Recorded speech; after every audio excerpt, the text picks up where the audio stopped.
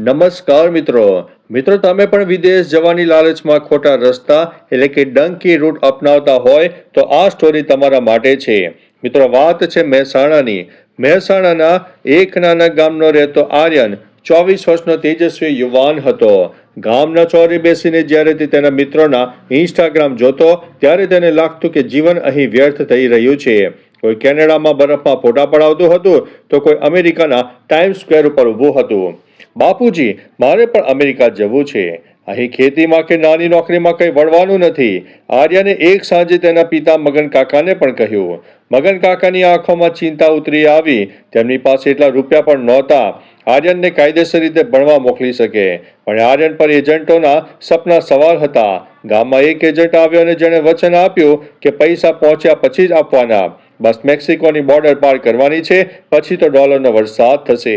મિત્રો, ઘર ગીરો મૂકી દીધું, માતાના દાગીના વેચીને 60 લાખ રૂપિયાનું સેટિંગ કર્યું। આર્યન નીકળી પડ્યો ડંકી મારવા।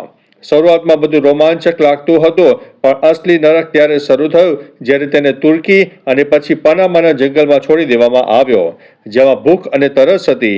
3 દિવસ સુધી સૂકો નાસ્તો અને ગંદુ પાણી મળ્યું। રાત્રે ભયનો માહોલ, રાત્રે જંગલી જાનવરોનો ડર અને એજન્ટોની બંદૂકોનો સાથ। અપમાન પણ એટલું જ થયું। પશુઓની જેમ એક ટ્રકમાં 50 લોકોને ભરીને લઈ જવામાં આવતા હતા। મિત્રો, આર્યને જોયું કે તેની સાથે નીકળેલા તેના કાકાની તબિયત બગડવાને કારણે રસ્તામાં જ ફસાઈ ગયા છે।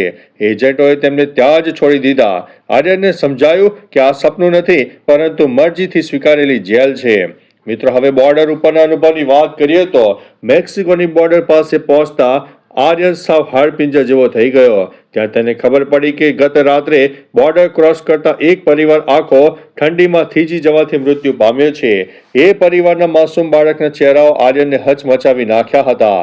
તેણે વિચાર્યું કે શું હું મારા મા બાપના બુઢાપાનો સહારો બનાવવા માંગુ છું કે તેમની આખી જિંદગીની કમાણી વેડફીને મારું સબ ઘરે મોકલવા માંગુ છું। રાત્રે છાનામાના આર્યને ત્યાંથી પાછા વળવાનો નિર્ણય કર્યો। તેણે જોખમ ખેડીને ભારતીય એમ્બેસીનો સંકલ્પ કર્યો અને ઘણી મુસીબતો પછી તે ભારત પરત ફર્યો હતો।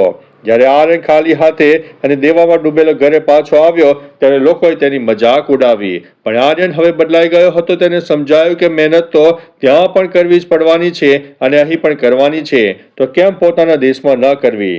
તેણે સરકારી યોજનાઓ વિશે વાંચ્યું। તેની પાસે ખેતીની જમીન હતી જ। તેણે ઓર્ગેનિક ફાર્મિંગ એટલે કે જૈવિક ખેતી અને ગ્રીન હાઉસ ટેકનોલોજીનો અભ્યાસ કર્યો। પ્રથમ વર્ષમાં તેણે પરંપરાગત ખેતી છોડીને મોંઘા ભાવે વેચાતા શાકભાજી ઉગાડ્યા। બીજા વર્ષમાં તેણે પોતાની નાની બ્રાન્ડ બનાવીને અને સીધું શહેરમાં વેચાણ શરૂ કર્યું। ત્રીજા વર્ષમાં આર્યન હવે ગામના બીજા 10 યુવાનોને નોકરી આપતો હતો। તેની કમાણી ડોલર જેટલી તો નહોતી, પણ તેની પાસે શાંતિ, સન્માન અને પરિવારનો સાથ હતો।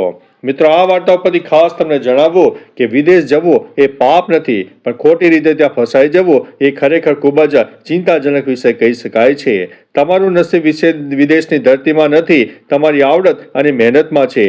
જે પરસેવો તમને બીજાના દેશમાં ગુલામી કરવા માટે પડતો હતો, એ જ પરસેવો પોતાના દેશમાં પાડશો તો અહીંની માટી પણ સોનું આપશે।